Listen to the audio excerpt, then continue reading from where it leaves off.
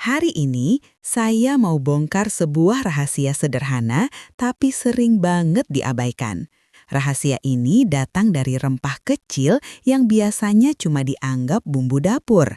Padahal, kalau dipakai dengan cara yang benar, efeknya bisa bikin darah lebih lancar, tubuh lebih ringan, dan tidur lebih nyenyak.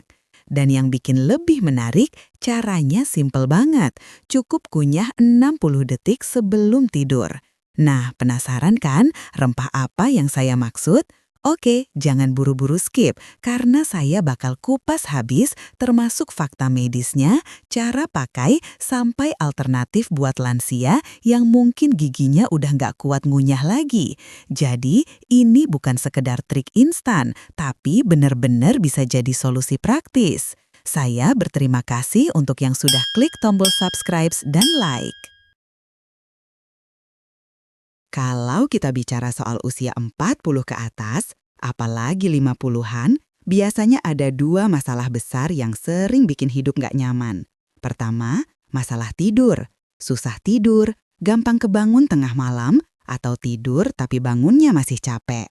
Kedua, masalah sirkulasi darah. Tekanan darah naik turun, gampang pusing, badan terasa berat, bahkan ada yang bilang darah terasa kental. Kalau dua masalah ini ketemu, wah, hidup rasanya berat banget. Malam gak bisa tidur, siang gampang capek, otak jadi kurang fokus. Ujung-ujungnya, hubungan dengan pasangan, kerjaan, bahkan mood sehari-hari ikut kacau. Pertanyaannya, apa harus langsung minum obat tidur?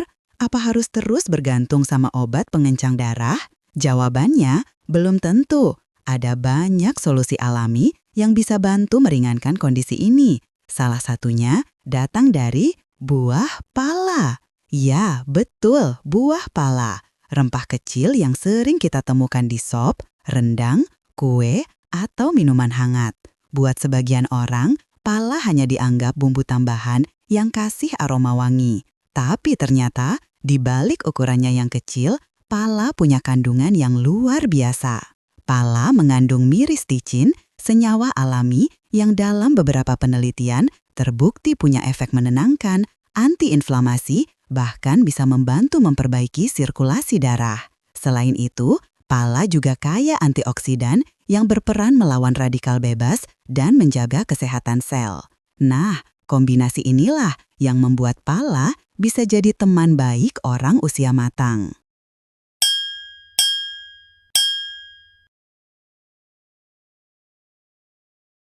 Mari kita bahas dengan bahasa gampang. Untuk darah, beberapa riset kecil menyebutkan bahwa pala bisa membantu melancarkan peredaran darah. Caranya, senyawa aktif dalam pala membantu melebarkan pembuluh darah, sehingga aliran jadi lebih lancar. Kalau darah lancar, oksigen dan nutrisi lebih mudah sampai ke seluruh tubuh. Efeknya, badan terasa lebih ringan, risiko pusing berkurang. Untuk tidur, myristicin dalam pala punya efek mirip sedatif ringan. Artinya, bisa bikin otak lebih rileks, tubuh lebih tenang, dan akhirnya tidur jadi lebih mudah. Bukan berarti langsung kayak obat tidur keras ya. Efeknya halus, tapi cukup membantu buat orang yang sering gelisah di malam hari. Penelitian, ada laporan di jurnal kesehatan, misalnya di ResearchGate 2022 yang menguji konsumsi biji pala terhadap tingkat kecemasan mahasiswa. Hasilnya, mereka yang minum ekstrak pala mengalami penurunan kecemasan. Efek menenangkan ini tentu relevan buat orang yang kesulitan tidur.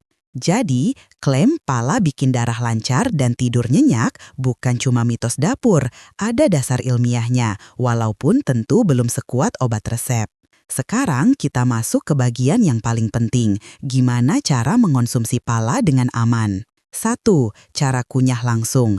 Ambil satu potong kecil pala kering, kunyah perlahan selama 60 detik sebelum tidur. Rasanya agak pedas dan aromatik, tapi efek hangatnya langsung terasa di mulut. 2. Cara bubuk. Tumbuk atau parut pala jadi bubuk. Ambil setengah sendok teh, campurkan ke susu hangat, teh herbal atau air jahe. Ini versi ramah lansia yang giginya udah nggak kuat ngunyah. 3. Cara seduh. Parut sedikit pala, rebus dengan air panas 5 menit, lalu minum hangat.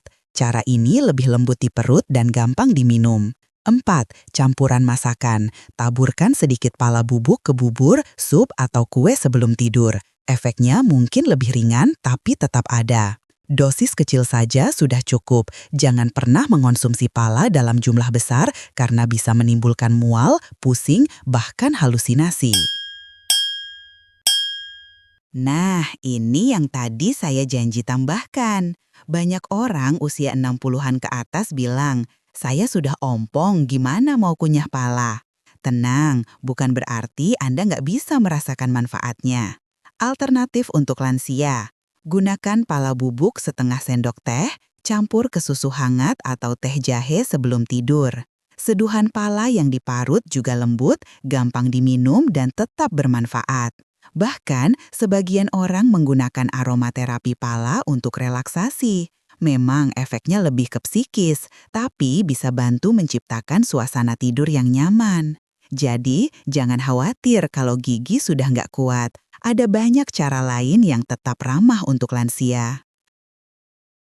Sobat sehat, perlu saya garis bawahi, pala bukan obat pengganti resep dokter. Kalau Anda punya masalah serius seperti hipertensi kronis, penyakit jantung, atau insomnia berat, tetap konsultasikan ke dokter. Pala hanya bisa jadi pendukung alami untuk membantu tubuh lebih rileks dan menjaga sirkulasi darah. Dan ingat, jangan berlebihan. Setengah sampai 1 sendok teh pala bubuk per hari sudah cukup. Lebih dari itu bisa bikin efek samping. Sekarang saya mau tanya ke Anda semua yang lagi nonton atau dengar. Berapa usia dan asal daerah Sobat Sehat? Biar kita saling kenal dan sapa.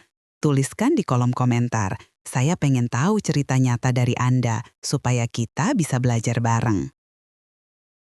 Jadi kesimpulannya, pala adalah rempah kecil dengan manfaat besar.